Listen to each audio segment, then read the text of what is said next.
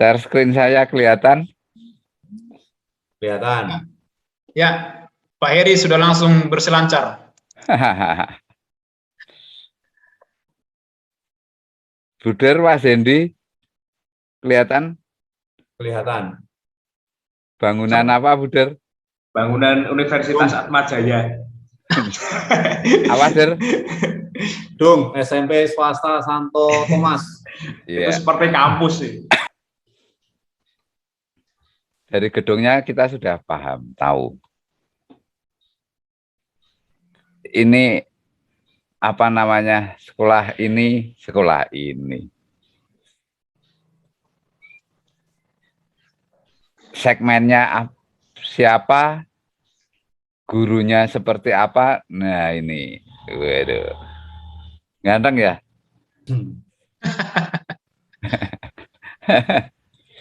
Itu bintangnya. Pak Heri. Der, Mas Hendi, kalau kita lihat foto-foto ini,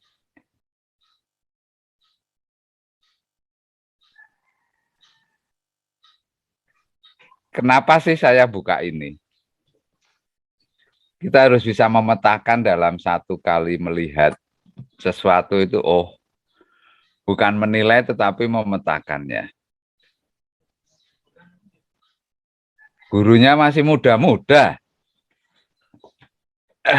sehingga gurunya masih muda-muda.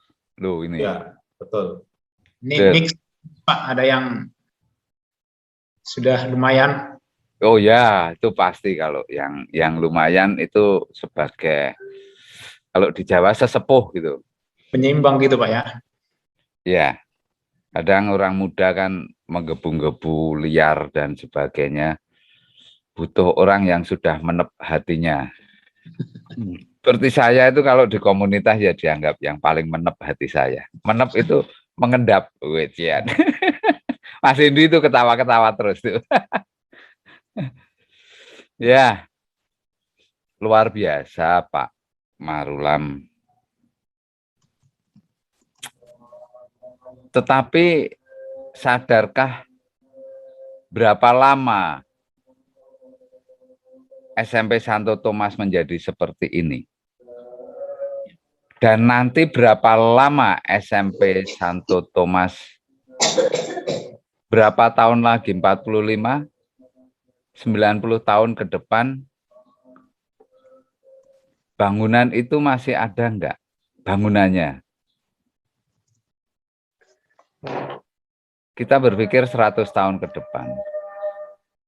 Gitu. Maka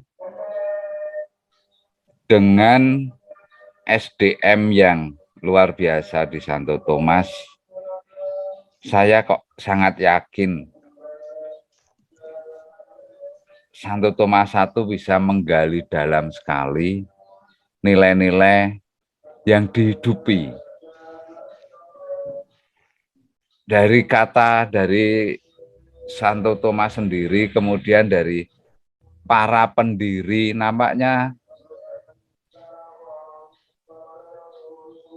tugas ini tidak cuma di waka kurikulum, tetapi misalkan guru sejarah diberi tugas untuk menggali secara ilmiah sejarah berdirinya Santo Thomas I, SMP Santo Thomas I. Sana digali terus, kemudian dibuat, ya langkah kita kan terus semakin kelihatan untuk nanti bagaimana guru menginternalisasi nilai-nilai ini. Begini, apa yang disampaikan Bruder Warto itu sebuah pengalaman yang sangat luar biasa. Dan ini Bruder Warto tarik dari landasan kurikulum di setiap sekolah di mana Bruder Warto berada. Semua kegiatan, semua program, jadi levelnya program, kegiatan, subkegiatan, acara, dan seterusnya. Kalau kita berbicara program, ini adalah gede sekolah ini mempunyai tagline program apa. Setiap tahunnya bisa berbeda. Kemudian dari program itu turunkan ke kegiatan. Kegiatan intrakurikuler pembelajaran sudah jelas.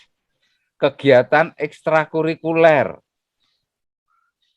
Ekstrakurikuler di SMP Santo Thomas tentunya banyak. Tetapi apakah ekstrakurikuler ini sudah menanamkan nilai dari landasan kurikulum dari SMP Santo Thomas? Hendaknya semua kegiatan ekstrakurikuler harus mempunyai dalil kebenaran untuk merumuskan nilai apa yang tertanam di ekstrakurikuler tersebut.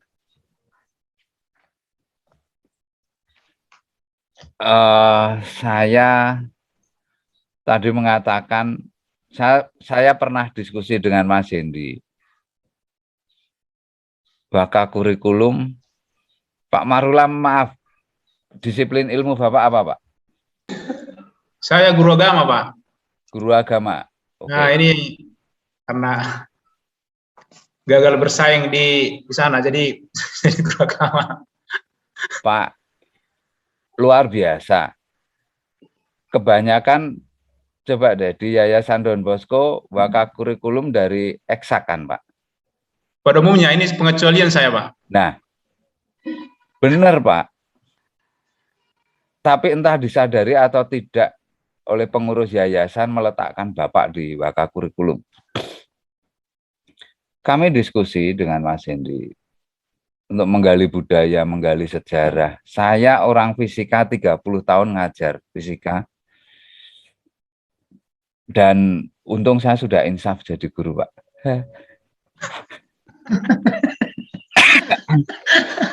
Kemudian saya punya sekolah olimpiade, saya ngajar fisika khusus di olimpiade dan saya sangat eksak sekali.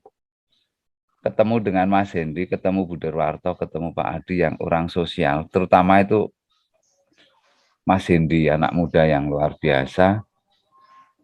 Saya sekarang menjadi orang lebih sosial daripada orang sosial, Pak. Cara berpikir saya tidak kaku banget seperti orang fisika yang harus begini, harus begitu. Maka pada saat diskusi, saya menyampaikan kelihatannya yayasan-yayasan perlu didorong untuk waka kurikulumnya bukan dari eksak.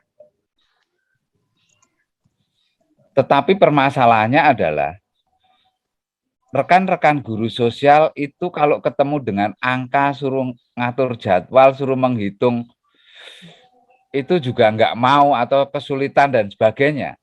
Nah, ini yang harus dibuka mindsetnya. Karena titik tolak kami adalah betapa luar biasanya saat menggali budaya, saat menggali sejarah, ini adalah orang-orang sosial yang sangat luar biasa untuk menggali ini.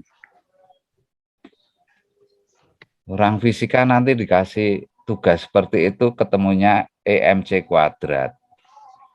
Kemudian VT sama dengan V0 plus setengah AT kuadrat. Macam-macam gitu.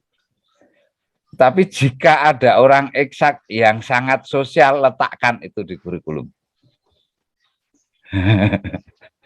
Pak Marulam Nenggolang, guru agama, disiplin ilmunya agama, masuk di kurikulum. Ini sangat luar biasa buat saya. Tinggal menambahkan bagaimana menggali sejarah, menggali budaya, menggandeng teman-teman eksak, dan seterusnya. Orang-orang sosial lebih piawai lah untuk melakukan pendekatan-pendekatan personal. Ya, visi misi yang Bapak sampaikan tadi, apakah itu sudah ditarik dari nilai-nilai? Silakan direfleksikan di sekolah Bapak. Nampaknya memang harus dimulai siklus dari discovery untuk mencari sampai kemudian ketemu ini secara akademis, ketemu. Dan nanti naskah akademik yang harus dibuat terlebih dahulu untuk rekan-rekan Santo Yosep. Naskah akademik setiap sekolah. Naskah akademiknya berupa core value, landasan budaya yang mau dibangun di sekolah itu apa? Budaya kita kembali ke ini ya, bukan cuman produk tarian, lagu, adat istiadat, tetapi Kuncoro Ningrat mengatakan itu sebuah sistem berpikir. Banyak budaya Batak dengan filosofinya yang luar biasa. Kemarin saya berdiskusi dengan Mas Hendy, asik ya. Orang-orang Sumatera Utara itu dekat sekali dengan budaya mereka ya. Di Jawa juga ada, tetapi setiap kali diminta untuk filosofi Jawa apa yang kamu hidupi, anak-anak kita, orang-orang Jawa kan kesulitan, harus berpikir terlebih dahulu. Gitu. Sumatera Utara sangat dekat sekali dengan budaya. Filosofi dari kata ini masuk ke dalam anak-anak. Betapa nenek moyang teman-teman Sumatera Utara, teman-teman Batak ini akan bangga kepada teman-teman semuanya saat bisa mendokumentasikan dalam naskah akademik untuk sekolah masing-masing. Luar biasa, Pak. Saya merasa sangat optimis dengan langkah kita untuk mulai setelah kita flashback dengan masa lalu, kemudian kita sadar dan harus melangkah di titik 0 kilometer. Profesiat buat teman-teman Yayasan Don Bosco. Semoga kita bisa menjalankan dengan baik. Terima kasih. Baik, terima kasih Mas Heri, Mas Hendy, dan Bro Derwarto. Tidak terasa waktunya tinggal 1 jam 25 menit, padahal baru dari sekolah Mas Hendy. Sedikit, Pak Simarmata. Silakan Pak Marulam. Terima kasih, Pak. Terima kasih Bro Derwarto, Mas Hendy, dan Pak Heri.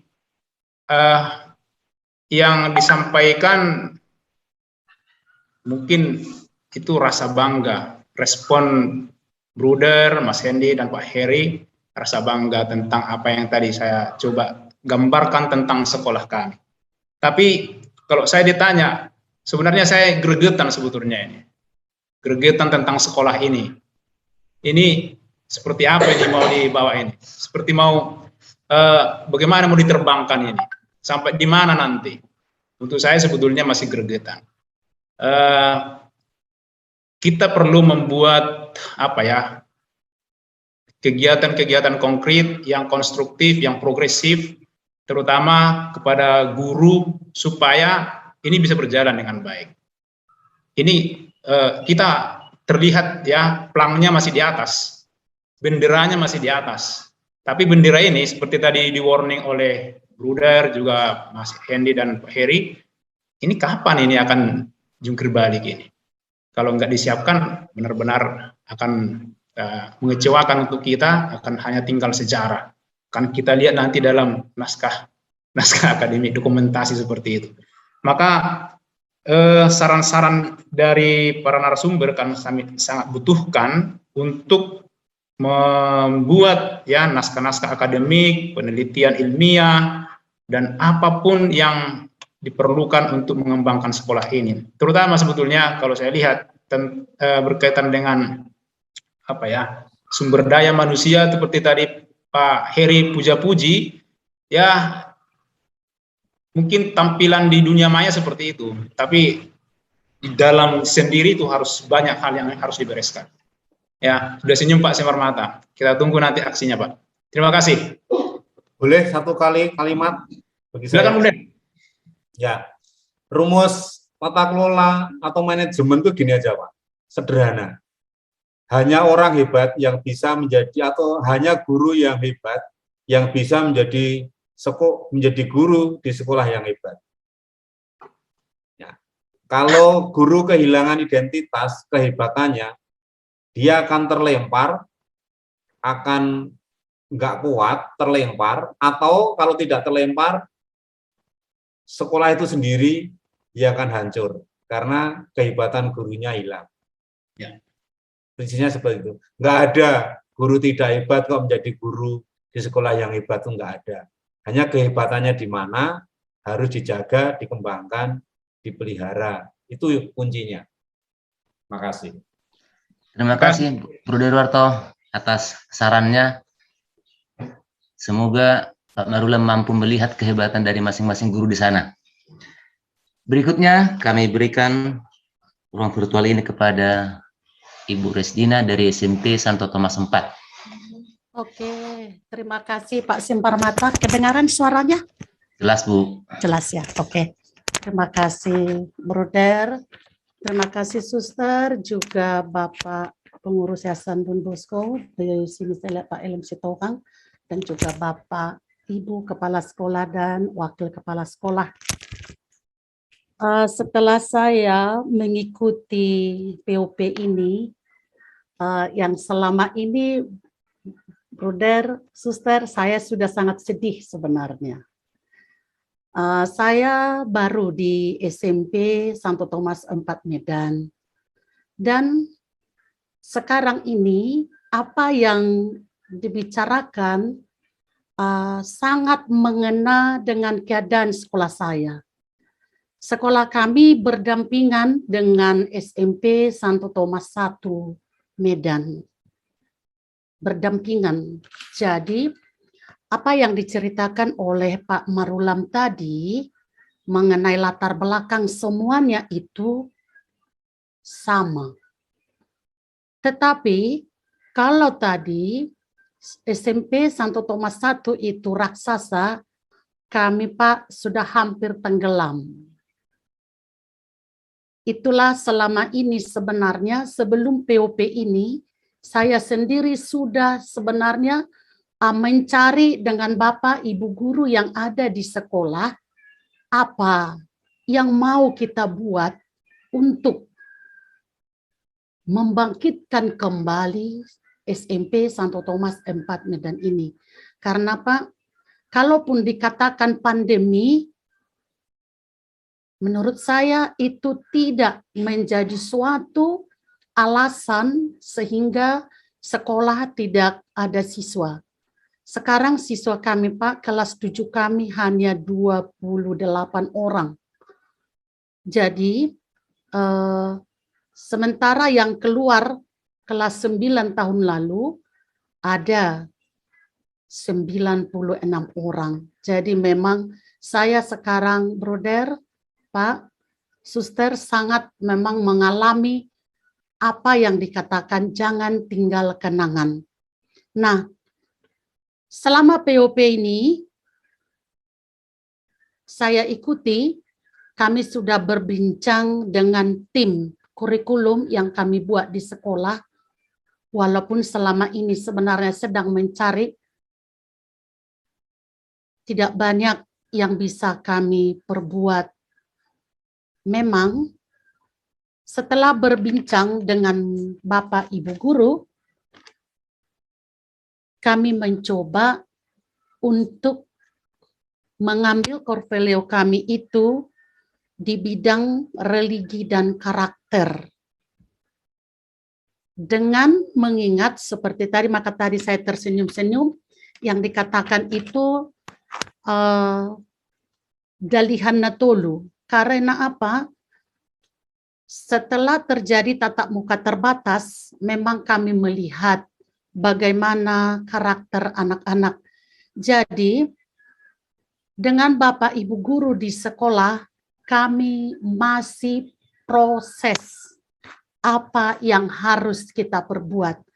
Jadi, Bruder, Bapak Ibu Suster, kami tidak banyak berbuat, belum menemukan, bahkan masih merancang membuat semacam penelitian atau observasi kepada orang tua.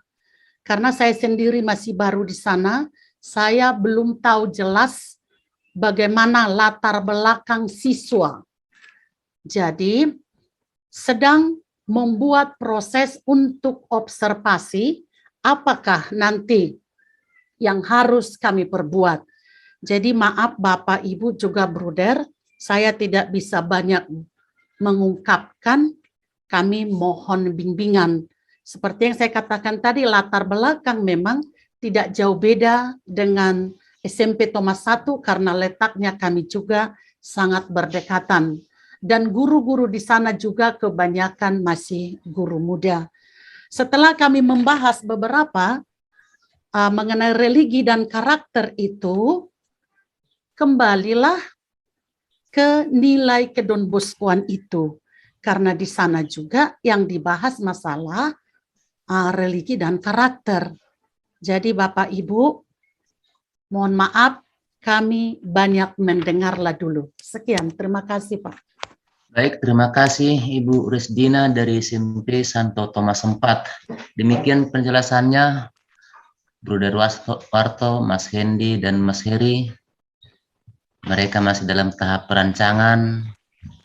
Mungkin ya kira-kira 2-3 hari ini bisa dirumuskan bersama. Maka untuk pengarahan berikutnya kami mohon arahan dari Bruder Warto. Baik, terima kasih Pak Trismanus. Propisiat Bu Resdina Simanjuntak atas kesadaran, sadar diri, sadar posisi. Ini kan penting, ya. Iya, Pak. Saya penting. Saya itu kulit saya itu hitam, tapi saya itu nggak pernah merasa hitam. Ya. Karena tidak pernah ada orang memberitahu kalau kulit saya itu hitam. Saya mendengar kalau saya itu kulit saya itu hitam itu pertama kali telinga saya mendengar itu pada usia sekitar 26 tahun. Itu baru mendengar orang mengatakan bahwa saya kulitnya hitam. Tapi saya sudah terlanjur percaya diri kalau kulitnya nggak hitam. Nah itu. Nah setelah saya tahu, oh ya sudah, nggak masalah. Nah itu hanya untuk brainstorming rame-rame aja.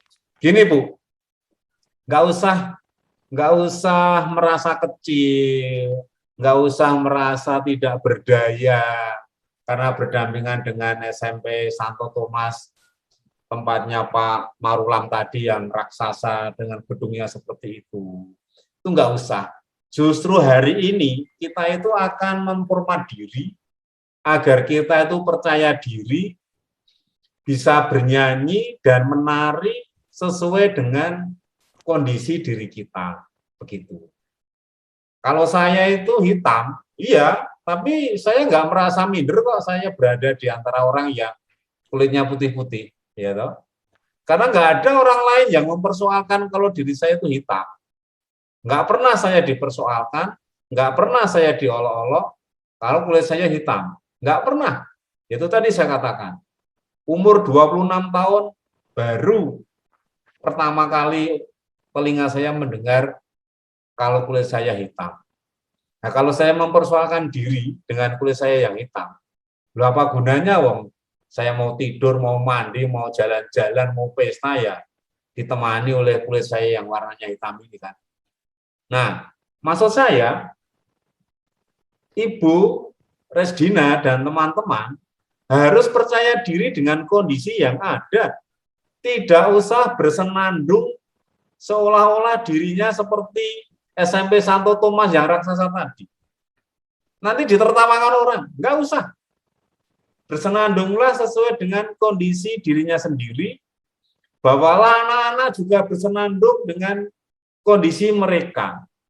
Mereka percaya diri, bisa menari, berjoget sesuai dengan keadaannya. Apa iya karena kita berdampingan atau karena sekolah Ibu Resdina berdampingan dengan SMP Santo Thomas yang orang-orangnya kaya raya, semuanya serba ada, lalu anak-anak Ibu, murid-murid Ibu berdekatan, lalu harus dibina, dididik, merasa minder. Jangan, nggak boleh begitu. Ya, justru hari-hari ini kita diskusi ini itu dalam rangka bagaimana kita membangun sekolah kita sesuai dengan karakteristiknya. Biarlah anak-anak gembira dengan kondisinya dia. Apa saya yang kulitnya hitam tidak punya hak untuk bergembira, untuk tertawa? Saya kira tidak juga. Ya, saya kira tidak. Itu hanya ilustrasi saja. Gimana kita bisa membawa kondisi khas sekolah kita anak-anak tetap percaya diri dengan dirinya. Nah, masalahnya itu terus caranya apa? Bentuknya apa? Jangan membandingkan, ibu nggak boleh membandingkan anak-anak dengan sekolah tetangga karena hal-hal yang sifatnya komparatif, membanding. Itu nggak boleh. Kita nggak akan pernah bisa menyamai SMP 1 Tumas yang gedungnya kayak gitu kok. Nah, kalau kita sudah nggak bisa menyamai kan itu sudah bukan masalah. Ya kan? Itu sudah bukan masalah, nggak usah dipersoalkan. Nah, maka terkait dengan kondisi seperti itu, sekolah-sekolah kami juga ada yang seperti itu, Ibu. Tempat saya duduk ini kan kantor Yayasan Pangudulur Pusat.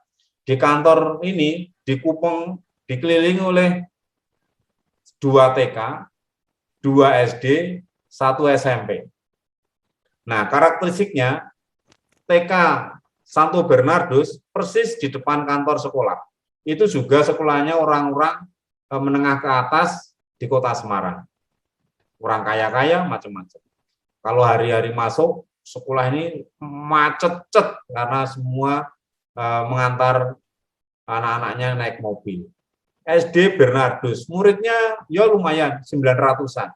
TK dan SD ini 1000 lebih muridnya. Kemudian SMP Pangudulur Dominikus Savio. Ini muridnya juga 1000 lebih. Ini satu komplek, satu halaman, satu pintu gerbang. Muridnya terkumpul sekitar 2.300-an di komplek yang sama. Persis di belakang sekolah besar ini ada TK Santo Servasius. Ada SD Santo Servasius. Temboknya gandeng. Tapi sekolah ini berada di lokasi yang persis menyatu dengan makam umum Kota Semarang. Dengan makam tidak main-main. Ini sekolah anak-anak kurang mampu kalau saya boleh katakan. Anak-anak yang setiap hari harus turun ke jalanan karena orang tua nggak mampu. Orang tuanya juga hidup, ya boleh dikatakan rumah-rumahnya banyak yang ada di tengah makam itu. Tetapi sekolah ini percaya diri sekali. Tidak pernah membandingkan dengan tembok sebelah yang dari orang kaya raya. Tetapi anak-anak ini dilatih sesuai dengan kondisi mereka. Kadang dia pentas di taman kota. Pentas tari, pentas ini. Dengan kondisi mereka, dibangun rasa percaya diri, dan macam-macam. Nah, ternyata guru-gurunya juga ya sadar betul, guru-gurunya juga tidak pernah membandingkan anak-anaknya dengan sekolah sebelah. Mereka dilatih, dididik dengan karakteristik mereka. Kadang latihan nari di tengah batu-batu nisan yang ada di sekolah itu. Ruang perpustakaannya berada di tengah makam, ya, jaraknya 300-an meter dari sekolah induknya, karena tersebar-sebar kelasnya. Nah, seperti itu. Jadi nggak usah itu, kami juga punya sekolah yang kondisinya persis seperti itu, tapi anak-anak kami yang di STK SD Santo Servasius itu juga dilatih dengan budaya mereka. Tugas KUR, paduan tugas KUR di gereja, karena berdampingan dengan gereja katedral, juga diberi kesempatan oleh Uskup. Bahkan anak-anak ini justru diberi fasilitas khusus oleh Uskup. Untuk SD Santo Servasius, silakan kalau sewaktu-waktu mau menggunakan aula katedral ini, tinggal pakai. Coba seperti itu. Bapak Uskup aja memberikan fasilitas khusus untuk anak-anak itu, kalau mau menggunakan aula katedral, silakan dipakai. Sekolah yang kaya malah nggak ditawari, coba. Nah, seperti itu. Nah, ini saya mau cerita, sekolah ibu punya visi khusus, punya karakteristik khusus, didiklah sesuai dengan kondisi itu, agar anak-anak gembira dengan kondisinya.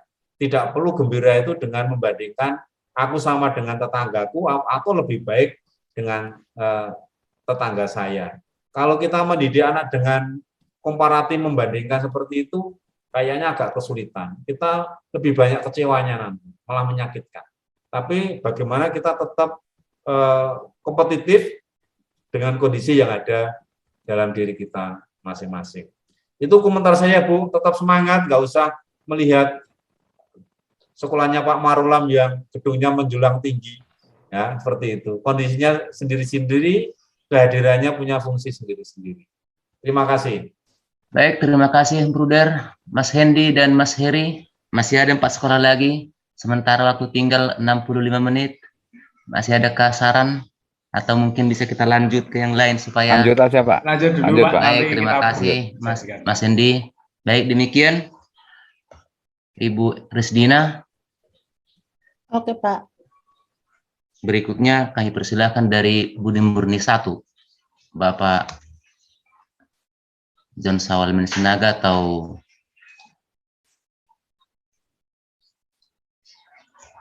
Pak Andreas. Off kamera nampaknya Pak John. Iya, kamera sengaja Pak, saya. Atau sudah ada kesepakatan dengan Pak Andreas? Iya, dari saya Pak, dari saya. Halo Pak, dengar suara saya Pak. Terdengar tapi sangat kecil Pak. Sangat kecil Pak, kurang jelas. Halo, halo. Saya dengar Pak. Halo, Pak.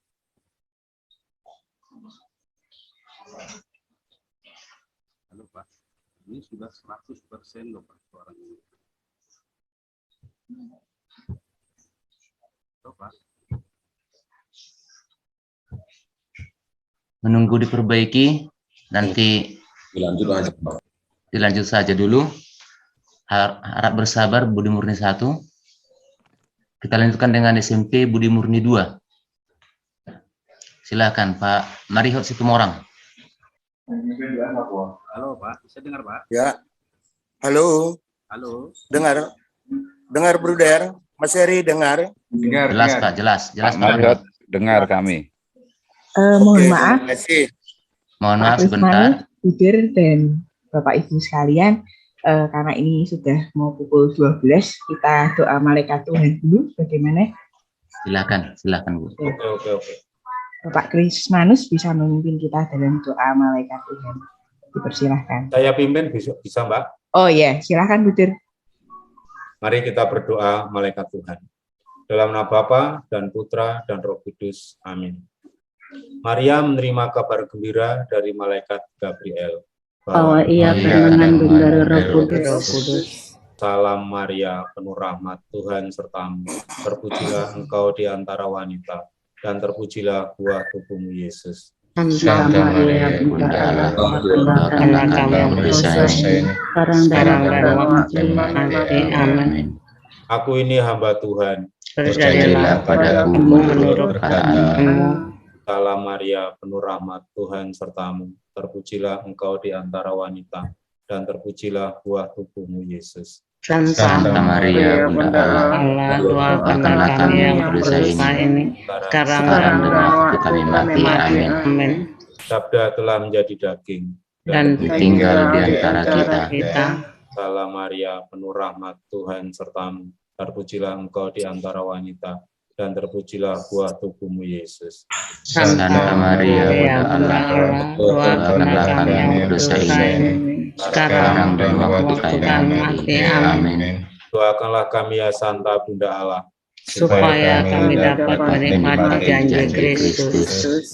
Marilah kita berdoa.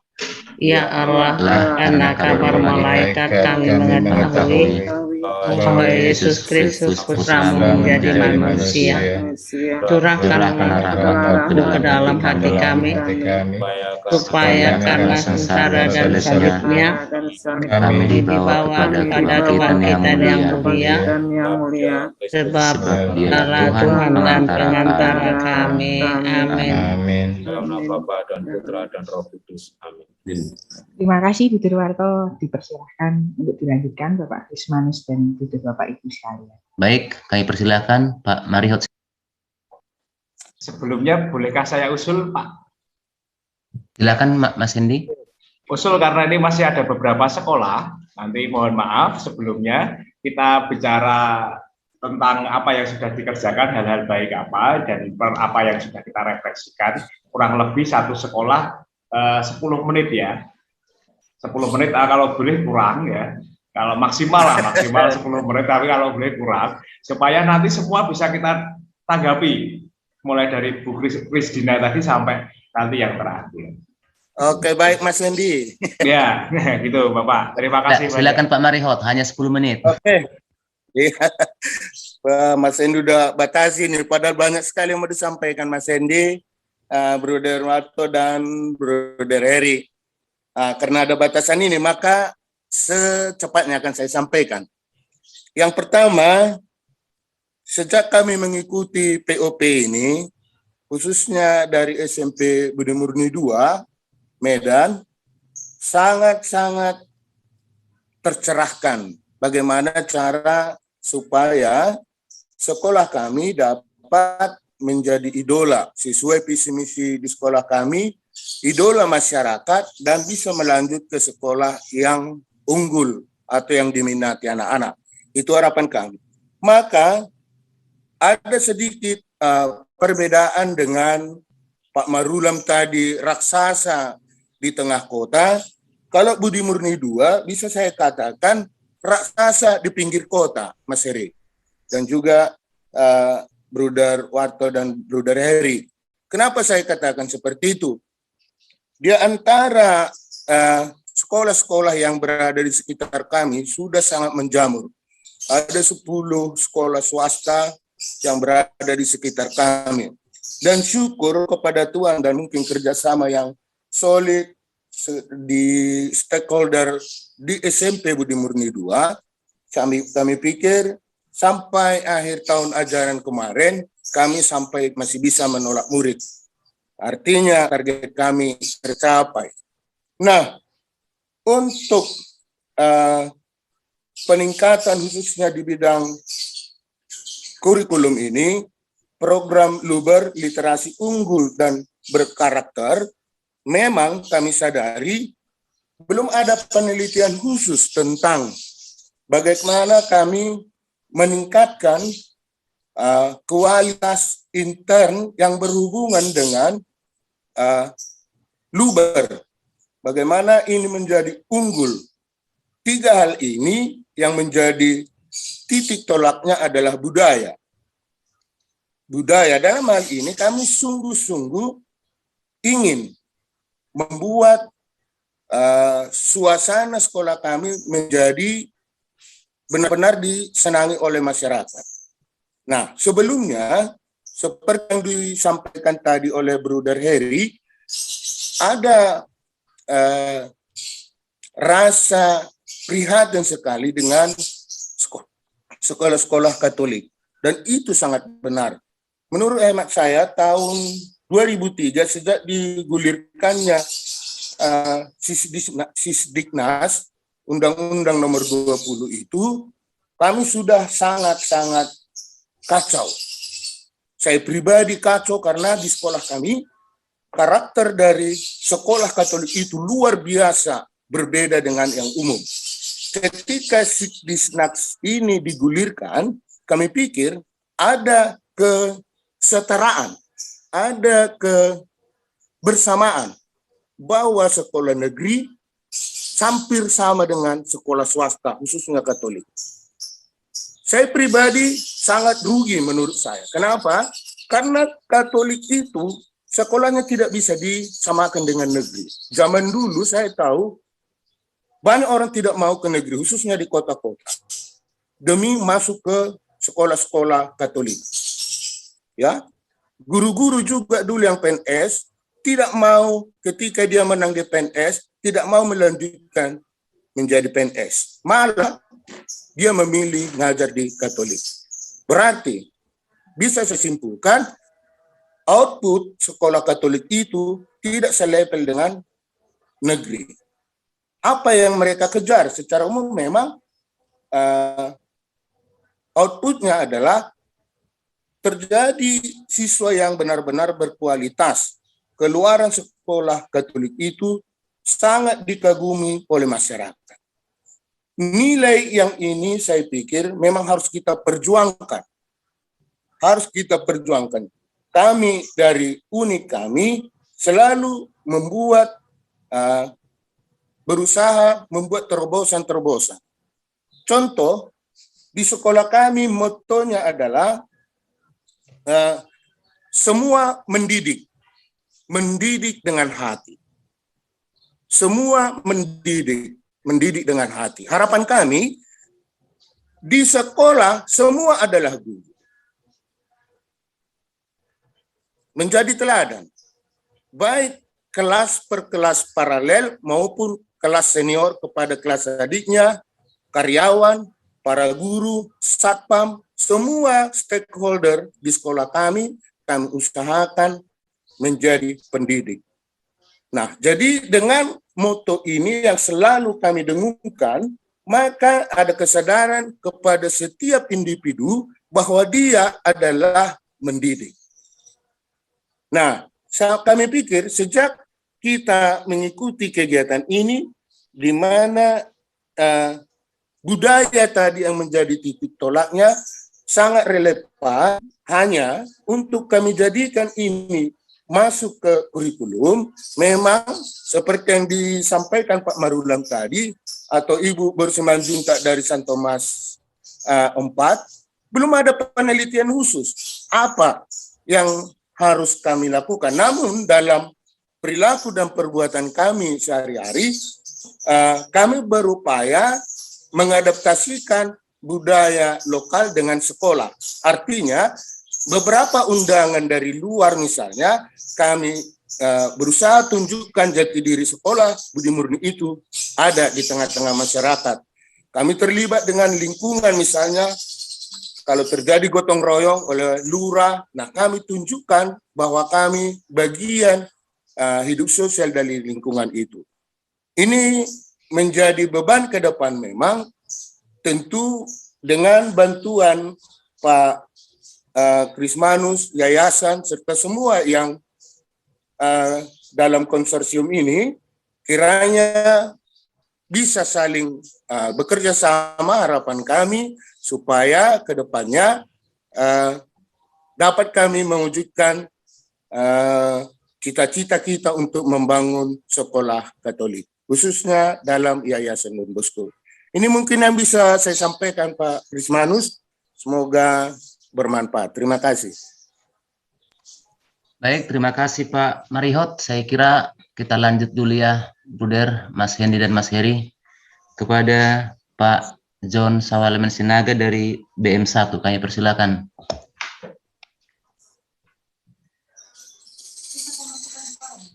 Belum Pak, masih hidup kan Pak John? Oh iya, iya.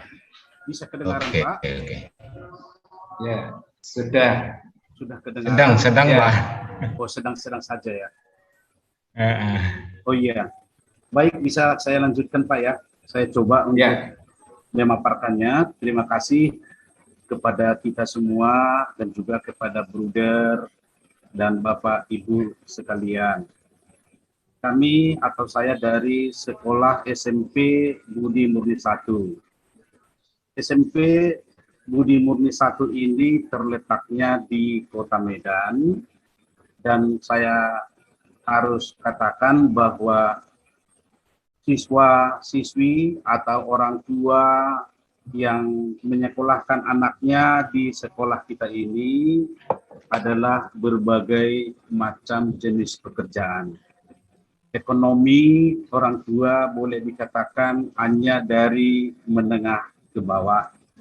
Dan para guru atau tenaga kerja yang ada di SMP Budi Murni 1 ini hanya sekitar 10% yang tinggal di Kota Medan. Selebihnya mereka tinggal di luar Kota Medan, dan bahkan ada sampai jarak 20 km untuk sampai ke sekolah. Di sekolah ini juga atau di SMP Budi Murni 1 ini didominasi siswa yang bersuku Batak Toba. Hampir sekitar 80% suku Batak Toba, selebihnya non-Batak Toba, dan agama boleh kami katakan hampir 100% adalah beragama Kristen dan beragama Katolik. Nah, berdasarkan dari situasi ini, maka kami dari SMP Budi Murni 1 Medan mengambil core value yang pertama, yaitu adalah kejujuran. karena kami menganggap bahwa kejujuran ini adalah sebahagian daripada iman. Jadi seluruh guru-guru, pegawai karyawan harus betul-betul jujur dalam pekerjaannya, dan supaya juga bisa menanamkan kejujuran kepada siswa-siswa kita. Yang core value yang kedua kami ambil adalah menghargai.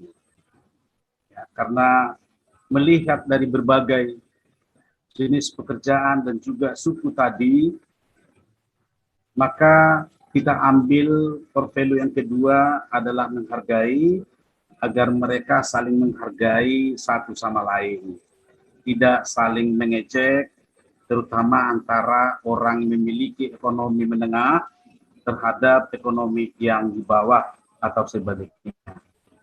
Maka untuk core value yang ketiga kami ambil adalah kerjasama. Kerjasama yang kami maksud di sini yang pertama adalah kerjasama untuk orang tua. Ya, kerjasama dengan orang tua. Biasanya kami menyampaikan kepada orang tua lewat rapat tentang program-program sekolah, apa-apa saja yang akan dilakukan dalam satu tahun pelajaran ke depan. Dan juga kami bekerja sama dengan stakeholder yang lain, terutama juga kepada komite sekolah. Nah, untuk yang value yang keempat, kami mengambil kedamaian. Ya, kedamaian ini kita ambil dari persaudaraan, yang kami artikan kalau persaudaraan sesama siswa, sesama guru sudah terjalin dengan baik di sekolah, maka kita akan menemukan kedamaian situasi di sekolah tersebut. Akan tetapi satu lagi sebenarnya yang ingin kami tambahkan, tetapi saya belum bisa memutuskannya, mungkin akan bekerja sama lagi dengan pengurus yayasan, yaitu berpihak kepada yang miskin. Karena begitu juga banyaknya boleh dikatakan orang miskin di sekolah kita, tetapi karena berpihak kepada yang miskin ini tentu saja satu diantaranya nanti adalah tentang finansial.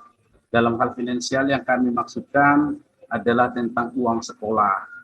Ya, tentang uang sekolah yang masih banyaknya siswa juga meminta pengurangan uang sekolah karena ketidakmampuan daripada orang tua. Nah, mungkin Bapak Ibu, Bruder, ini yang bisa kami sampaikan dari SMP Budi Murni 1 dan masih jauh daripada yang diharapkan.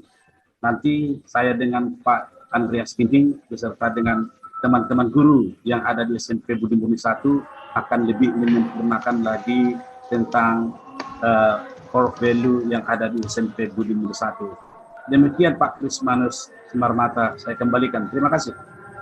Baik, terima kasih Pak John Sawalmin dari Budi Murni 1. Berikutnya kepada Bapak Hisik Simbolon, Budi Murni 3.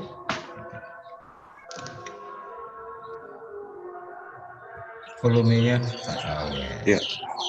Baik, terima kasih Pak Semarmata. Selamat siang untuk kita semua. Dari kedengarannya Bapak Ibu? Kedengaran Pak, kedengaran. Jelas Pak, jelas. Baik, terima kasih juga untuk Bruder, kemudian Pak Heri, dan Pak Hedi ya Pak. Nah, jadi begini. Hendi ya Pak. Bapak Ibu, yang mau kami sampaikan dari SMP Budi Murni 3, karena waktunya pun memang terlalu sedikit mau diberikan. Jadi gini, gambaran secara umum tentang SMP Budi Murni 3 idem atau hampir sama dengan sekolah St. Thomas 4 tadi ya. Artinya dia berada di antara sekolah-sekolah yang lain yang katakanlah punya nama atau ciri khas mungkin ya, ciri khas yang unggul sehingga sekolah-sekolah yang di sekitar kita itu bisa dikatakan menjadi sekolah raksasa gitu ya, atau sekolah favorit. Lalu yang kedua sebagai gambarannya, bahwa di sekolah kita SMP Budi Murni 3 itu orang tua atau siswanya adalah campuran termasuk. Jadi di sana ada Buddha, ada Kristen Protestan, ada Kristen Katolik, ya Bapak Ibu. Kemudian kalau dikaitkan dengan apa namanya POP ini kan, karena dari awal tujuan dari POP ini adalah meningkatkan kualitas pendidikan, begitu ya Bapak Ibu. Lalu lebih lebih difokuskan lagi kalau saya tidak salah, bahwa pengembangan kurikulum ini dikaitkan dengan AN, ya, atau literasi, numerasi, dan karakter. Lalu dikaitkan lagi dengan kearifan lokal gitu. Jadi kalau dikaitkan lagi dengan visi yang kami buat di sekolah kami, pembentukan manusia muda yang berkarakter, cerdas dan cinta belajar. Nah, itu visi yang kami buat selama ini. Lalu kalau dikaitkan dengan visi itu, dikaitkan juga dengan sistem pengembangan yang luber sekarang, yang kami ambil di situ sebenarnya adalah tentang karakter itu difokuskan dengan cinta kasih, ya. Jadi dalam prakteknya di bidang visinya di sekolah kita, cinta kasih ini sudah berjalan memang. Salah satu bentuk ekstranya ya, belum masuk ke KAD atau bagian kurikulum, belum masuk ke sana, tapi masih di luar daripada kurikulum yang sedang kita godok ini, Bapak Ibu. Jadi ada seperti semacam gini, charity club kan. Jadi ini adalah kegiatan sosial. Jadi hasil daripada ini nanti adalah hasil dari charity club ini, semacam misalnya ada jual hasil karya anak-anak ini buat kue di rumah, lalu dibawa ke sekolah, dijual sama temannya, lalu hasil penjualan itu nanti akan dikumpul, lalu inilah nanti yang akan diberikan ke panti asuhan. Jadi ini semacam membina karakter siswa di bidang cinta kasih, ya. Nah, itu salah satu contoh. Lalu kalau dikaitkan lagi dengan core value yang sedang dijajaki sekarang atau yang mau dikembangkan supaya lebih bagus lagi, supaya lebih berkualitas lagi, supaya punya lebih ciri khas yang unggul lagi, untuk saat ini memang belum kami pilih di antara yang banyak core value yang lain, tapi kayaknya fokus masih cinta kasih gitu. Jadi gambaran tentang siswa juga bagi Bruder dan narasumber, siswa kita kalau dibandingkan dengan sekitar 10 tahun yang lewat dengan yang sekarang, berbeda kenyataan jumlah siswanya lah terutama ya. Kalau dulu itu lebih banyak dibanding yang sekarang gitu. Jadi saya sangat senang dengan adanya POP ini. Mudah-mudahan dengan adanya POP ini, dengan kondisi sekolah kita yang unit SMP BM 3 ini yang seperti yang saya jelaskan barusan, bisa lagi nanti akan dikembangkan dengan core value atau pengembangan kurikulum, sehingga nanti sekolah ini punya karakteristik yang bagus yang bisa mengimbangi sekolah-sekolah yang ada di sekitarnya. Demikian Pak Suharmata, terima kasih. Baik, terima kasih Pak Hisik. Terakhir Ibu Derta Sinabang dari SMP RK Makmur, kami persilakan. Halo Ibu Derta Sinabang. Pak. Silakan Bu. Baik, selamat siang Bapak Ibu, Bruder dan Suster. Maaf, apa sudah kedengaran ya Pak ya suaranya Pak? Jelas Bu. Jelas Bu. Jelas. Baik, terima kasih. Saya dari SMP RK Makmur Budi Murni 4 menyampaikan kalau SMP RK Makmur saat ini dari domisili letaknya di pinggir kota ya, di pinggir kota. jumlah rombel, mudah-mudahan jumlah rombel dari 3 tahun terakhir ini memiliki peningkatan. Dari yang kita bicarakan untuk core value atau nilai-nilai inti, mungkin secara tidak langsung selama ini masing-masing kita sekolah sebenarnya 1, 2, 3 butir poin-poin pasti sudah kita laksanakan, hanya saja tidak spesifik kita buat nilai-nilai inti, tidak kita katakan nilai-nilai inti, tapi pada dasarnya kita pasti sudah melakukannya di sekolah, sudah melaksanakannya. Kemudian juga hal-hal nilai-nilai inti yang ada di sekolah kita selama ini tidak pernah kita kembangkan dalam kurikulum. Jadi terpisah ya, tidak kita masukkan dalam kurikulum karena mungkin kita juga belum memahami, karena ada diklat inilah kita mungkin sedikit banyaknya mengetahui hal itu. Nah, untuk sekolah kami SMP RK Makmur yang mungkin selama ini kami laksanakan, apakah itu kategori nilai inti, tapi sudah berjalan. Yang pertama religius. Kami ingin karena dia sekolah Katolik memiliki ciri khas tersendiri, tidak sama dengan sekolah-sekolah perguruan Kristen lainnya. Jadi religius berdasarkan kekatolikan.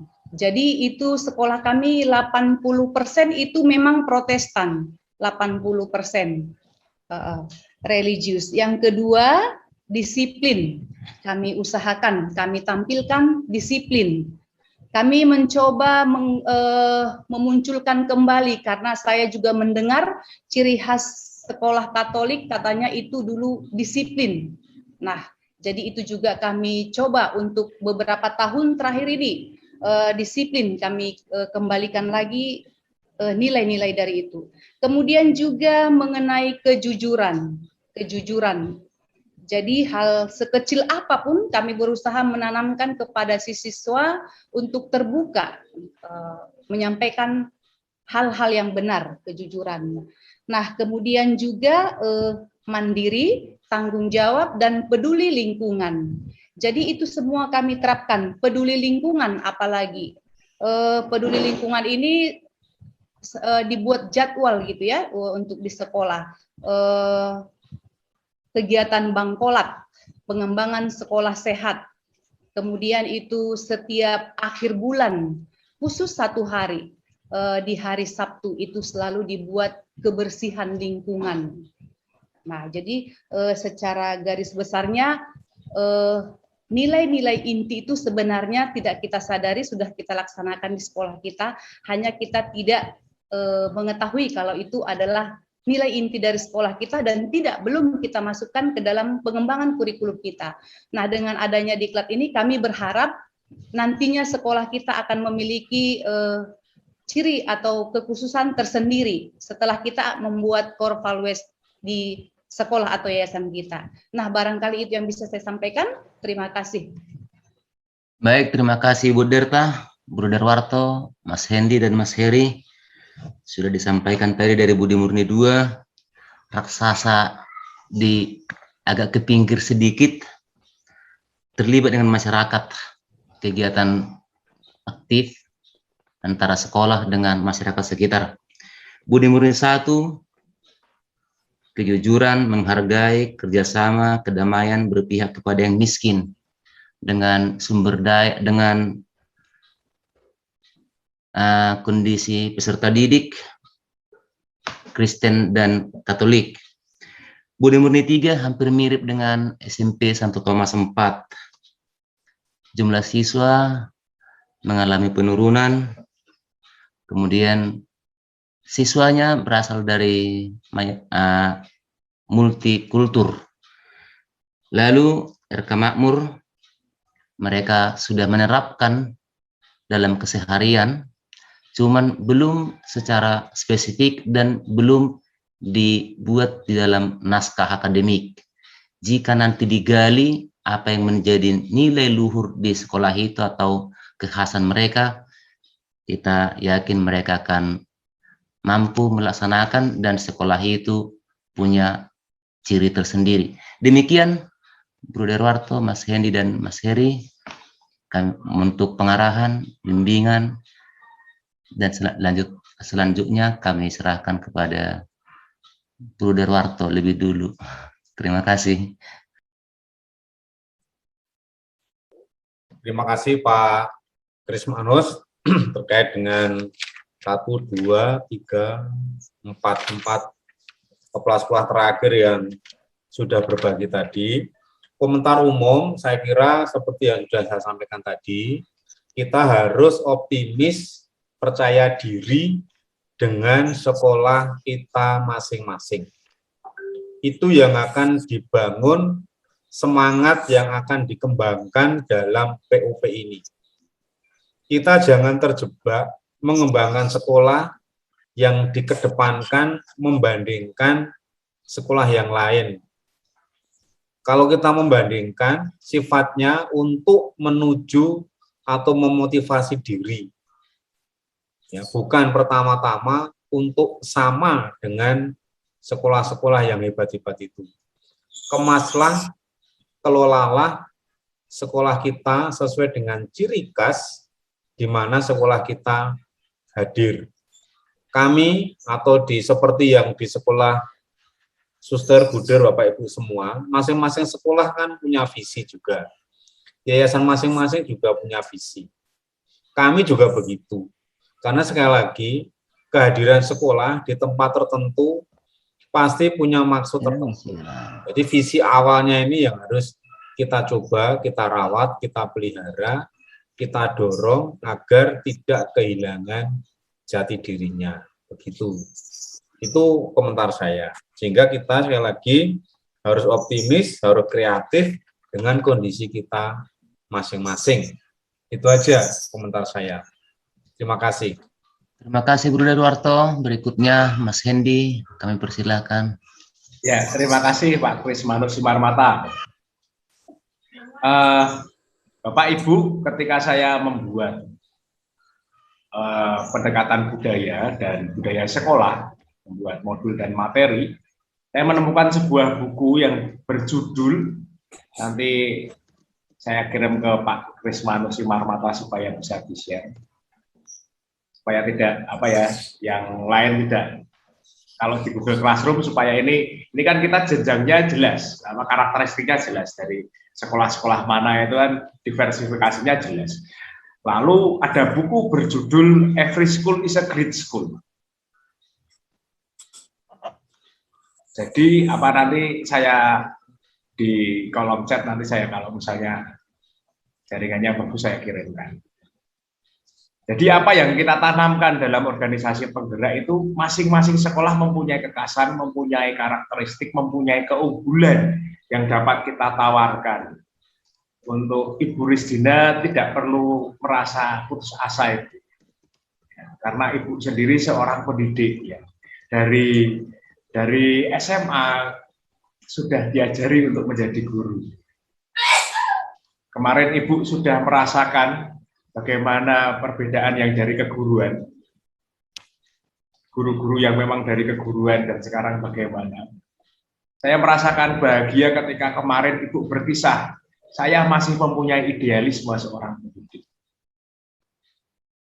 Maka yang sebenarnya ingin saya tanyakan, nanti kita gali bersama, apa yang membuat Bapak, Ibu, Kepala Sekolah dan Bapak ini itu menjadi bangga terhadap sekolah Bapak Ibu. Dari kebanggaan inilah, yang model apresiatif inilah yang perlu kita gali bersama. Untuk bahwa every school is a great school. Setiap sekolah mempunyai hak untuk menjadi raksasa, setidaknya untuk di sekolahnya masing-masing. Oke, lalu untuk selanjutnya, untuk bapak-bapak, tadi Pak Marihot, Pak John, Pak Hasik, dan Bu Derta, saya mau share screen sebelum ini, coba ya saya share screen.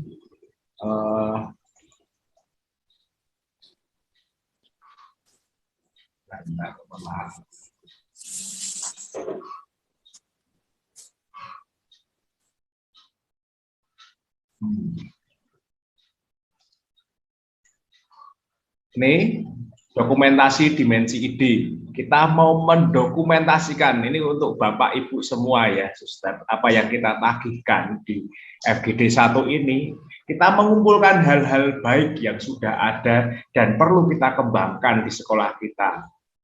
Ini akan menjadi dasar ketika nantinya kita mau mengembangkan kurikulum. Yang tadi ketika kita bicara, nah itu Derwarto, Pak Heri, saya tadi berbicara bagaimana ide-ide hal-hal baik, lalu kita perlu mengoptimalkan seluruh aspirasi-aspirasi, entah itu dari guru, dari masyarakat sekolah, masyarakat sekeliling sekolah maksudnya, terus murid, lalu orang tua, tenaga pelaksana, dan lain-lain, alumni, untuk mendokumentasikan bersama-sama dimensi ideal kurikulum. Ini adalah kekuatan yang perlu kita sejarahkan bersama, supaya ketika nanti Indonesia emas, oh ternyata anak-anak lulusan Budi Murni sekarang yang menjadi menteri, gitu ya, 2045 sekarang menjadi menteri, itu lulusan dari Budi Murni, itu lulusan dari Don Bosco, itu lulusan dari mana, Thomas Aquinas, Santo Thomas. Karena kekuatan-kekuatan ini kita tulis, Bapak Ibu. Kenapa harus ditulis? Karena bisa menjadi acuan untuk selanjutnya kita berproses untuk evaluasi kurikulum. Harus dibenahi terus-menerus seperti itu.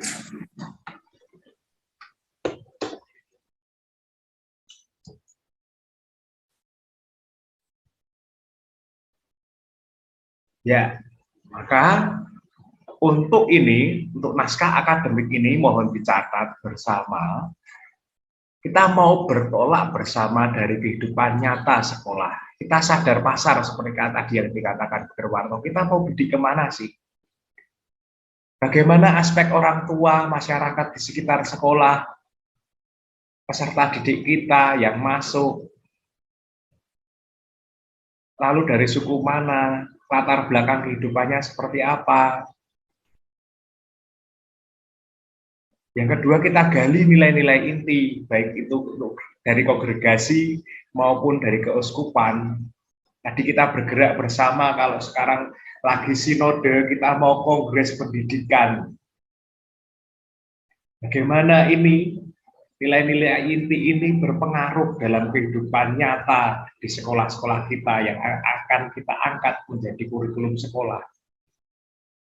Tadi untuk caranya sudah diajari Pak Heri ya, tetapi ini menjadi bagian pokok. Kelima hal ini menjadi fondasi Bapak Ibu Suster.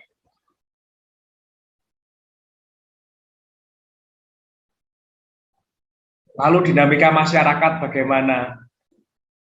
Kita masuk dalam unsur budaya. Luber ada 7 unsur kebudayaan ini menurut Bucoro Ningrat. Ini akan mempengaruhi pola pikir, pola rasa, lalu mempengaruhi tindakan kita. Hal-hal apa saja yang perlu kita utamakan. Mungkin daerah Budi Murni berbeda, ya sekolah Budi Murni berbeda dengan sekolah Thomas Aquinas. Misalnya yang di daerah pinggiran pertanian itu masih kuat. Bagaimana kita menciptakan petani-petani yang modern, yang bisa menanam dalam media yang kecil, atau pengairan yang sederhana tetapi panennya melimpah. Atau daerah-daerah yang dekat dengan religiusitas yang kuat dari budaya Batak, kita bisa diangkat bersama, kita jadikan ini sebuah kekuatan, kita sinergikan bersama nilai-nilai inti yang keuskupan yang yayasan temukan atau kita proses bersama di sekolah masing-masing. Lalu yang keempat, bersumber pada kebutuhan anak, kontekstual ruang dan waktu pembelajaran abad 21, lalu tempatnya di mana, waktunya kapan, minat bakatnya yang dominan apa, supaya kita nanti kalau menelurkan atau menciptakan kegiatan ekstra itu bukan ekstra yang turun-temurun sama terus.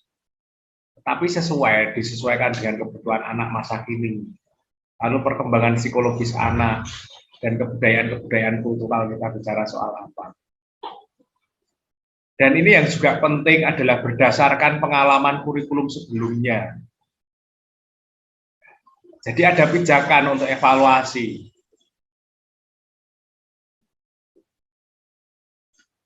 Dari evaluasi ini kita mau menegaskan atau mengembangkan atau justru mendesain ulang kurikulum kita. Nanti untuk mendesain kurikulum, ahlinya Pak Heri, bisa kapan-kapan kita bicara soal ini. Lalu yang perlu kita lakukan saat ini ya, Bapak Ibu, sebelum kita ngomong soal bagaimana RPP-nya, bagaimana KD-nya, bagaimana apa desain instruksional yang lain, bagaimana ini menjadi kokurikuler, ekstrakurikuler, non-kurikuler, apa intrakurikuler. Kita perlu pemetaan dan penelitian guna menegaskan langkah kita itu sebenarnya mau kemana atau dari evaluasi, hasil evaluasi. Kita belum melakukan evaluasi yang terakhir kok sudah mau lanjut ke depan, kan pijakan harus kita kuatkan dulu.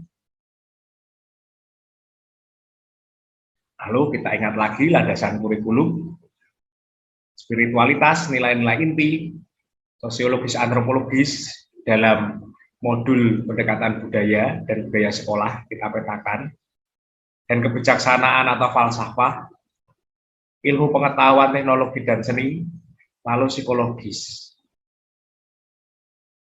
Maka marilah kita membuat naskah akademik, Bapak Ibu dan saudara-saudara sekalian. Ya, ini yang menjadi capaian-capaian dari kita bersama.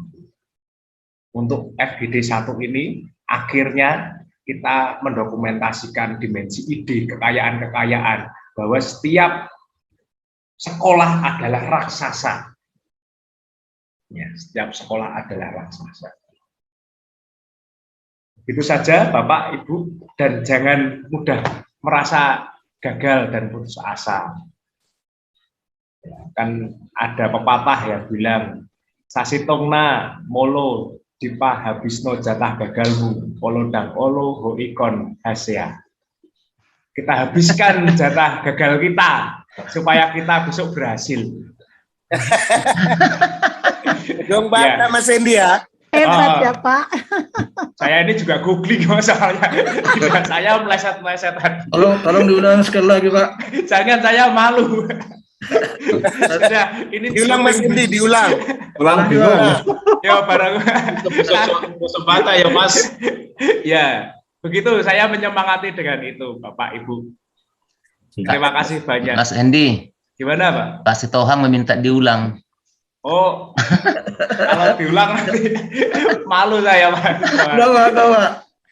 Enak Pak mendengarnya. Kalau pelan saja dibaca Pak. Ya, sasitongna molo dipahabisho jatah gagalmu. Olo dang olo ho ikon hasea. Benar apa enggak? Betul apa enggak? Mantap. Ya. Terima kasih. Jadi sebenarnya kalau sudah habis jatah gagal pasti yang berhasil Mas Hendy. Sekarang jatah gagal sudah habis.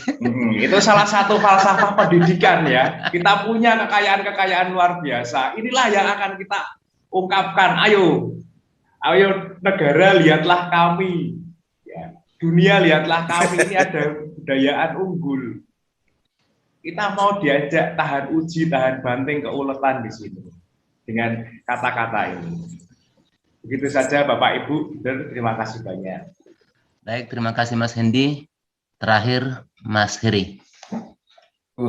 Pamungkas. Terima kasih Pak Krismanus Sinarmata. Terima kasih saudara-saudaraku semuanya. Suster, Buder, Bapak Ibu, kepala sekolah, pengurus yayasan, instruktur sekolah,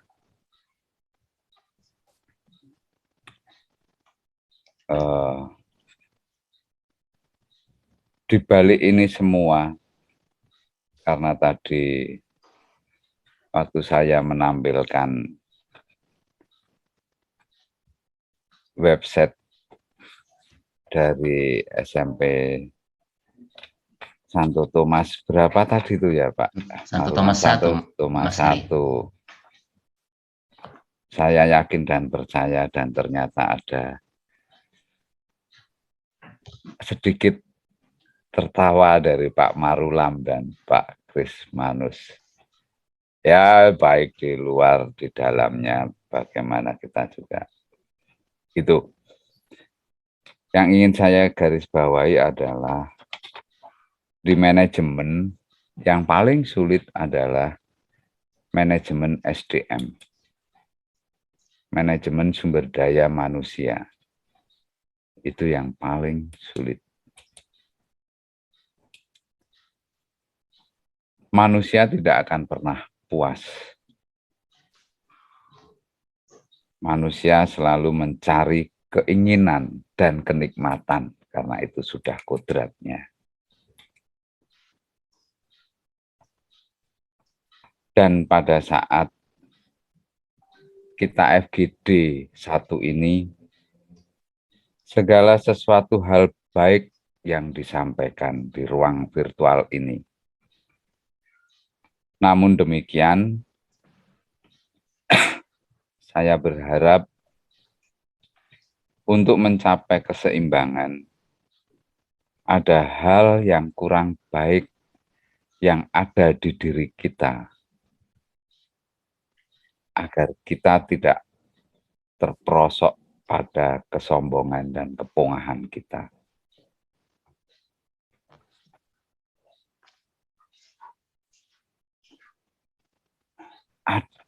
Ada kebanggaan di SMP Santo Thomas 1.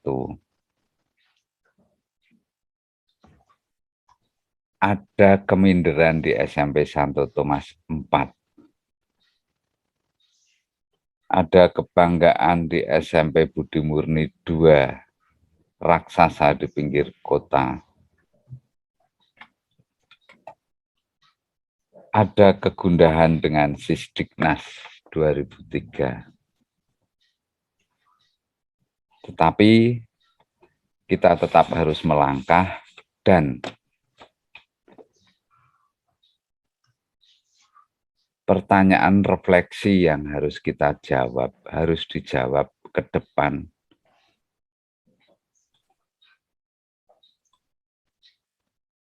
Setelah kita berkumpul di POP,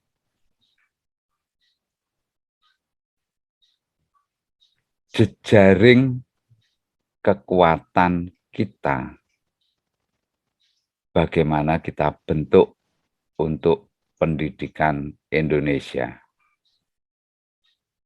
Akhir kata, holong rohaku tuho. Terima kasih Pak Simarmata. Juga Pak Eri Virtus ya, holong rohaku tuho. Holong rohaku tuho. Baik, ya, terima kasih Mas Heri. Mas Hendi sama Bruder masih adakah closing statement? Closing statement dari Pak Sitohan saja. Oh, kita tunggu dari Bapak Ketua Yayasan. Closing statement dari pengurus Pak Sitohang atau Suster, kami persilahkan. Mana Suster? Siapa kita Suster? Halo Suster Margareta. Semuanya saya kira pengurus ya, dua-dua. Ya, oh begitu ya. Margareta nanti. Kalau gitu yang lebih muda duluan. Yang saya lebih muda dari Suster Margareta. Orang tua dihormati nanti penutup, gitu kan? Yeah.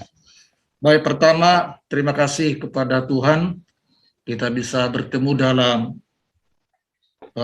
acara FGD secara virtual. Terima kasih kepada Bruder Warto, Pak Hendi, sama Pak Heribertus yang kocak tadi dan sangat enak mendengarkan semua apa yang Bapak-Bapak dan Bruder sampaikan. Terima kasih Pak Krismanus sebagai fasilitator, ya Suster Margaret dan Suster Parmina dari Yayasan, Bapak Ibu Kepala Sekolah dan Wakil Kepala Sekolah. saya nggak tahu namanya kah closing statement atau curhat atau apa ya. Pertama, saya merasa malu dengan situasi sekarang Yayasan Don Bosco dengan sekolah-sekolahnya setelah mendengarkan hal-hal yang sudah disampaikan tadi. Pertama, kenapa malu? Selama ini yayasan dan sekolah tidak pernah, sekali lagi tidak pernah menggali nilai-nilai spiritualitas pelindungnya baik di sekolah maupun yayasan.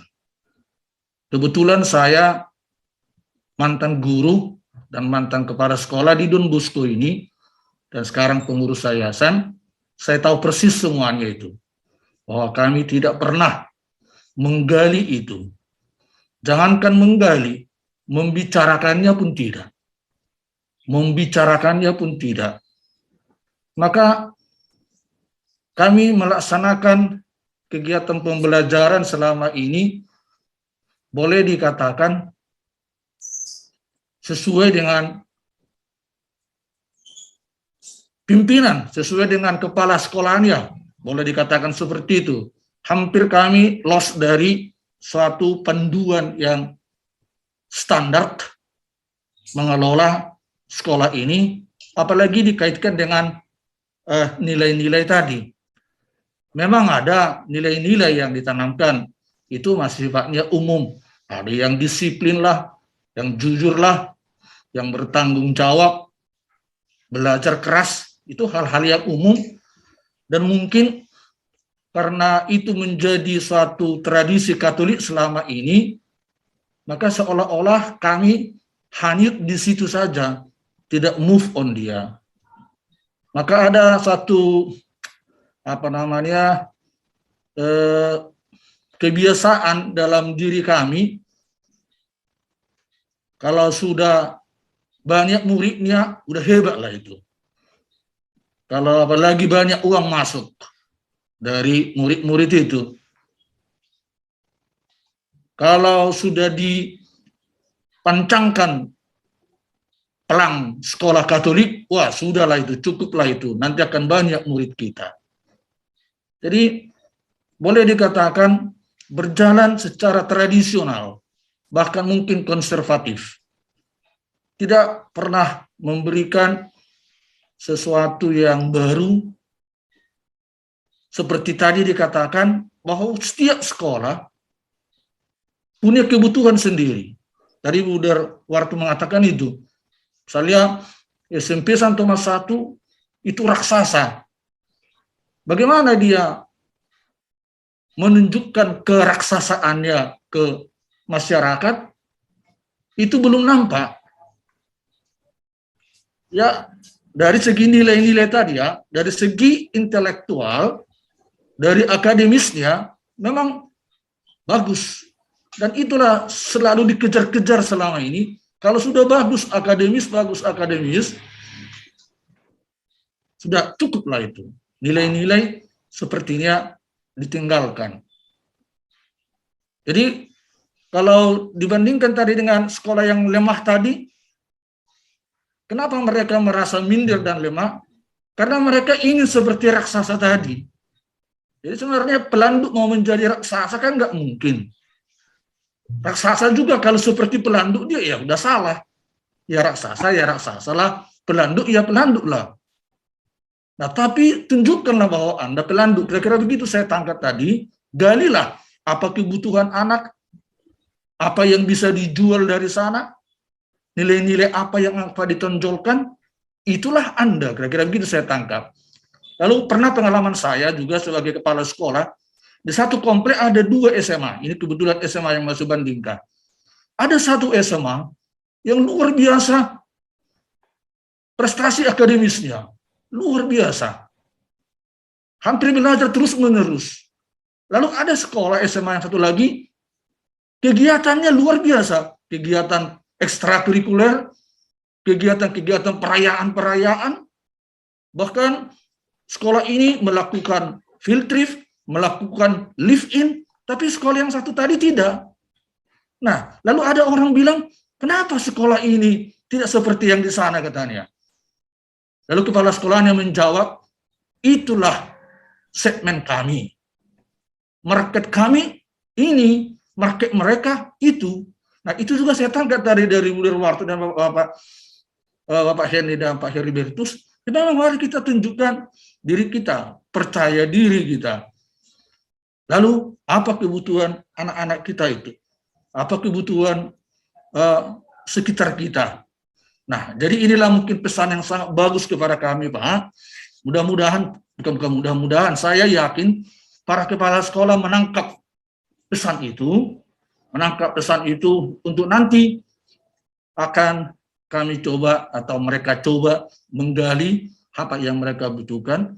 Hanya pertanyaan saya, apakah diharapkan sekolah-sekolah sudah melahirkan kurikulum ini setelah FGD ini, ataukah ada waktu nanti lagi diaplikasi kepada sekolah? Karena dari segi proses saya lihat agak agak ragu saya, apakah proses itu akan bisa dijalani, misalnya dari menggali lah, dari literasi lah, refleksi lah, sampai ke evaluasi, bahkan tadi melibatkan orang tua, melibatkan alumni, untuk melahirkan satu core value yang sungguh-sungguh core value. Ini membutuhkan waktu mungkin, membaca yang lain lagi, dokumen dan sebagainya. Nah, ini mungkin boleh kami ditolong atau guru-guru kepala sekolah ditolong, apakah mereka harus berlari cepat untuk itu atau mungkin slow but sure kah? Nah, itu mungkin yang dapat kami sampaikan. Terima kasihlah kepada Bruder dan Bapak Hendy dan Pak Heribertus yang sudah membuka pikiran kami. Ya, tadi saya bilang kalau saya malu sebagai pengurus yayasan, itu juga namanya malu untuk membuat satu kegiatan. Jujur Pak, baru 2 tahun yang lalu seperti yang disampaikan Suster Parminauli tadi, baru 2 tahun yang lalu kami menggali nilai-nilai Don Bosco. Bayangkan itu. Saya sudah bekerja di Don Bosco ini 48 tahun sebagai guru dan kepala sekolah. Belum pernah menggali itu. Baru 2 tahun yang lalu digali. Nah, kami ketinggalan 50 tahun dari Pangudi Luhur, bahkan 100 tahun mungkin ketinggalan kami. Itulah halnya kami menjadi malu dalam hal itu. Mudah-mudahan kami bisa bergerak lebih cepat. POP satu blessing bagi kami untuk membuka mindset kami, membuka segalanya untuk ke depan ini. Saya yakin guru-guru dan kepala sekolah juga sama seperti yang saya pikirkan. Itu dulu yang dapat sampaikan. Kalau kurang lebih, mohon maaf. Tapi mungkin Sister Margaret lah melengkapi. Terima kasih. Terima kasih Pak Tohang. Apa yang Bapak Tohang sudah katakan itu sangat sudah luar biasa. Hanya menambah sedikit bahwa tidak usah kita minder, kata Pak Hendy, Bruder Warto mengatakan dada. Kita sekarang semua kerjasama dengan tidak merasa minder. Maka selama ini juga selain yang dibilang Pak Tohang bahwa kami ya sebagai guru, sebagai kepala sekolah kurang menyadari apa sebenarnya budaya, apa sebenarnya kebiasaan latar belakang daripada budaya itu, dan apa yang dibutuhkan anak-anak itu kami kurang menggalinya. Maka sekarang untuk pendidikan karakter harus belajar dari budaya masing-masing anak didik kita, sehingga guru betul-betul juga melaksanakan seperti Pak Tohang bilang tadi, tidak hanya semboyan, tapi bagaimana karakter guru itu ya dari nilai-nilai yang kita gali dari Don Bosco, dari budaya setempat, dan sekalian bagaimana kita dengan masyarakat sehingga kita bisa menghargai setiap orang. Jadi itu yang mau saya tambahkan saja. Terima kasih Bruder, Pak berdua, Pak Hendy dan Pak Heri, Bruder, untuk segalanya itu. Semoga kami semua nanti kerjasama sehingga tidak ada yang minder, sama-sama menjadi maju dan berkarakter guru dan murid untuk seterusnya. Sekian dan terima kasih. Terima kasih Baik, Pak. Terima kasih Suster Margareta. Baik. Suster Parminauli ada mau tambah? Boleh juga mungkin. Dari saya sudah cukup. Udah, oke, makasih Suster ya. Baik, terima kasih Suster, terima kasih Pak Sitohang, Bro Darwarto, Mas Hendy, dan Mas Heri. Sungguh diskusi yang luar biasa saya kira. Kita sharing pengalaman, kita dituntun, Bro Darwarto, Mas Hendy, dan Mas Heri. Kemudian ada peneguhan dari Suster, Pak Sitohang dari pengurus yayasan. Satu hal yang boleh saya ambil poin paling penting adalah kita harus optimis. Bukankah ada istilah yang mengatakan tidak ada yang gagal, yang ada adalah keberhasilan yang tertunda. Bukankah Thomas Alva Edison ribuan kali dia gagal untuk menghasilkan bola lampu listrik? Bukankah Kolonel Sanders dengan Kentucky Fried Chicken-nya itu ditawarkan berulang? Resep ke berapa ratus dia baru diterima oleh masyarakat. Tetapi setelah itu, orang akan mengatakan sekarang asal namanya fried chicken, KFC. Demikian juga dengan yang lainnya, saya kira Bapak Ibu, Kepala Sekolah dan Wakil Kepala Sekolah banyak mempelajari hal ini. Rasa minder, hal yang wajar dan manusiawi, tetapi kita sama-sama optimis. Apa yang dikatakan Pak Madulam tadi, kalau ini semacam tonggak awal, ya intinya kita mau memulai, kita mau berubah. Pak Sitohang tadi sudah membuka kita, dan memang itu kenyataannya. Kita bicarakan itu hari Jumat yang lalu. Dan saya yakin yayasan sungguh berpikir untuk memajukan sekolah. Yayasan pasti mendukung setiap usaha yang dilakukan oleh sekolah. Maka Bapak Ibu, kembali kuncinya kepada kita, kepala sekolah, wakil kepala sekolah, dan Bapak Ibu guru di unit kita masing-masing bagaimana kita menyikapinya. Minder atau mundur, saya kira bukan pilihan. Kita harus ambil startnya. Dibutuhkan kuda-kuda yang kuat. Mas Hendy, Mas Heri, Bro Darwarto, pengurus yayasan, sungguh sangat mendukung kita. Mari kita semangat Bapak dan Ibu, Kepala Sekolah dan Kepala Sekolah. Kita yakin bahwa kita akan berhasil. Demi masa depan anak-anak kita di Indonesia Emas. Demikian penutup dari saya. Untuk berikutnya, kami kembalikan kepada MC Ibu Nika, Ibu Rina, Ibu Nike. Atau satu pertanyaan saya tadi mungkin karena ya, apakah saya mungkin miskin informasi atau bagaimana? Yang saya tanyakan tadi, apa memang setiap sekolah Bruder atau Bapak diharapkan sudah lahir kurikulum ini setelah selesai FGD ini, atau masih ada waktu lagi nanti untuk itu? Saya jelaskan Pak ya. Izin menjelaskan, untuk FGD 1 ini kita mendasarkan dulu Pak, mendasari dulu. Kita belajar mulai dari, kita bisa menggunakan K13 yang sudah ada di sekolah-sekolah dulu. Untuk ini sambil jalan, kita benahi atret mundur. Bagaimana kita mengembangkan kurikulum. Jadi K13 biar berjalan dulu Pak. Di sekolah-sekolah Bapak, Ibu, berjalan seperti biasa, tetapi kita dalam tim-tim khusus ini atret mundur. Menggali lagi mulai dari keutamaan, keunggulan, lalu bagaimana menerapkan dari kurikulum. Jadi ada scaffolding untuk bangunan rangka kurikulum kita sudah baku, dan ini mulai kurikulum merdeka di sekolah yayasan Bapak sudah siap. Jadi kita ini biar berjalan dulu K13 ini, kan pemerintah saat ini sudah juga menerapkan kurikulum merdeka ini. Kita juga sama, sekolah penggerak dan program organisasi penggerak bersama menetapkan atau enggak dari organisasi bergerak pakai model Ruber yang POP YPL ini. Lalu dari pemerintah sekolah penggerak mempunyai sendiri. Nanti Bapak bisa bercerita dengan Bu Pita Silalai bagaimana kesan-kesan beliau yang sudah ikut sekolah penggerak dan ikut program organisasi penggerak. Seperti apa, karena ini di live ya, karena ini di live record, jadi saya tidak bisa menceritakan bagaimana keunggulannya ini. Tapi ini kita sama-sama menyusun kerangka dari awal, ya. Tadi yang Pak Heri katakan, kita restart dulu, ya. Titik nol dulu, 0 kilometer.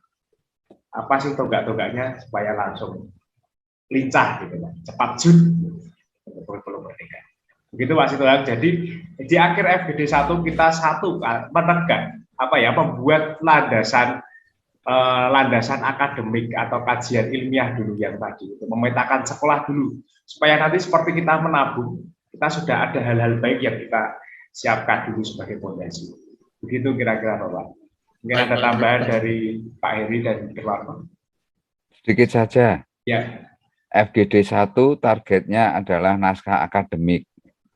Kemudian FGD 2 akhir adalah draft pengembangan kurikulum. Ya, jadi gitu. draft ya Pak? Ya, draft pengembangan kurikulum. Terima kasih. Baik, terima kasih Mas Heri.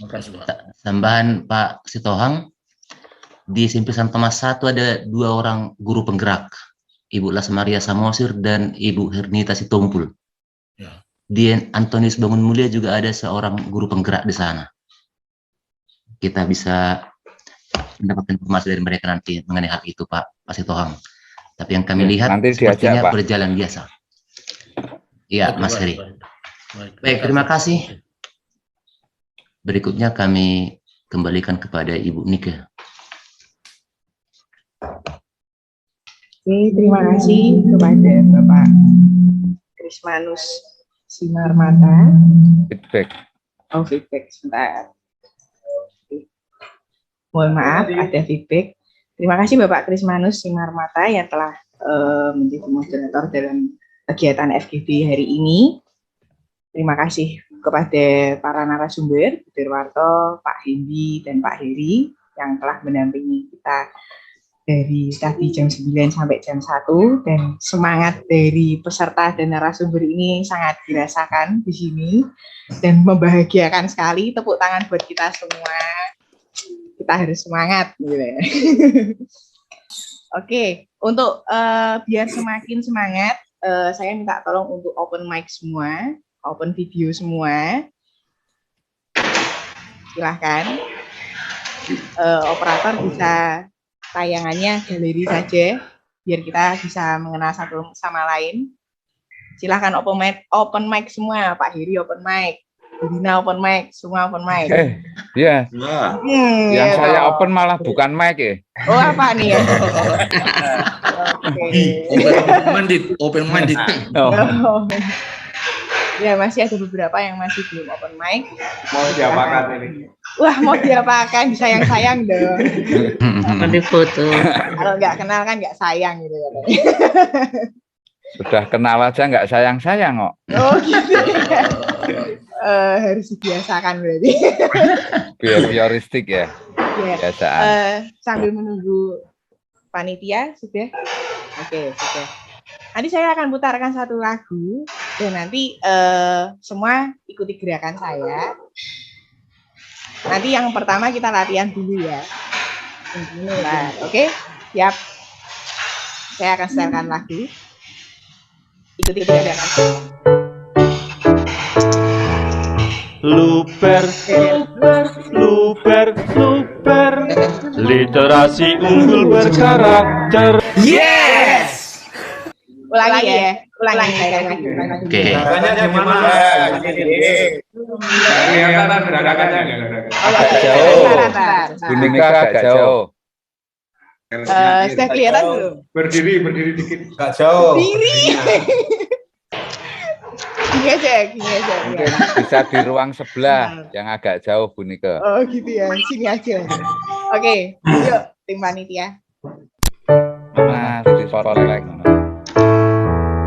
Luper, luper, luper, literasi unggul berkarakter. Yes.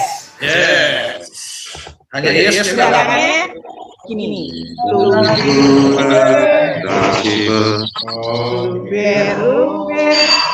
literasi unggul berkarakter. Gerakan tadi luber itu kan seperti air yang mengalir penuh. Ini ada pipa penuh melalui dari sisi kita. Nah, air itu ketika penuh sudah luber, maka tangan kita seperti air yang mengalir ke depan. Dan itu kita kumpulkan jadi hal yang saya butuhkan ini dengan suara lagi sekali lagi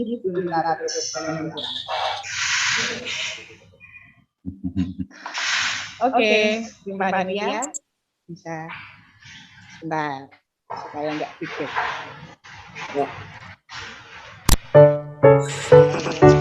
Siap ya. Luper, luper, luper, literasi unggul berkarakter. Yes.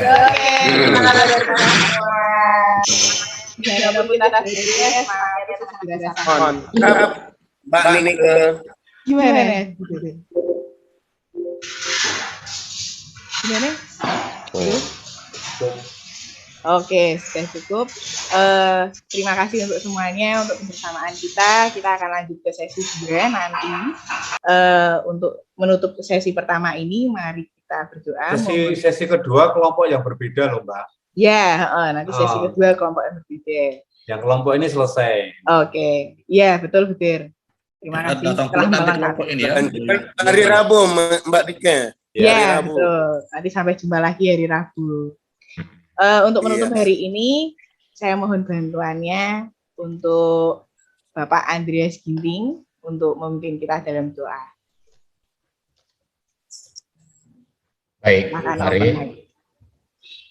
Mari kita mengambil sikap berdoa dalam nama Bapa dan Putra dan Roh Kudus. Amin.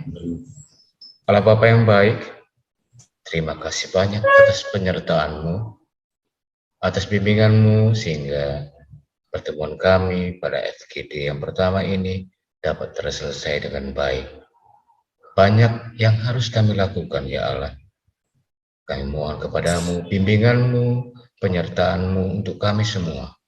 Bantu kami sekolah-sekolah agar dapat menerapkan optimisme, agar dalam setiap unit kami masing-masing kami mampu menggali nilai-nilai yang terbaik. Bantu kami Bapa, semoga kami mampu memberikan yang terbaik untuk sekolah kami dan untuk masyarakat, serta untuk pendidikan Indonesia. Terpujilah Engkau kini dan sepanjang segala masa. Amin.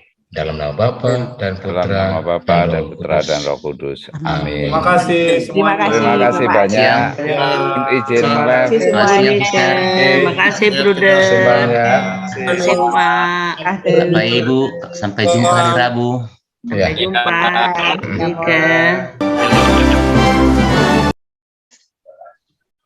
Oke, izin live ya. Oke, terima kasih. Sampai jumpa nanti. Terima kasih. Selamat makan. Kita belum makan. Istirahat. Bye-bye. Ini jam kedua ini juga ya.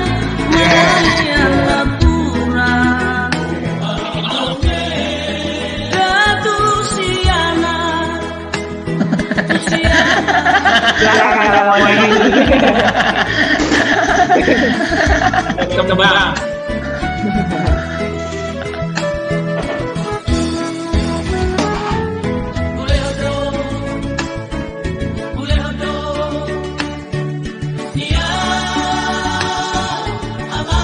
Kalau ini kalian bagus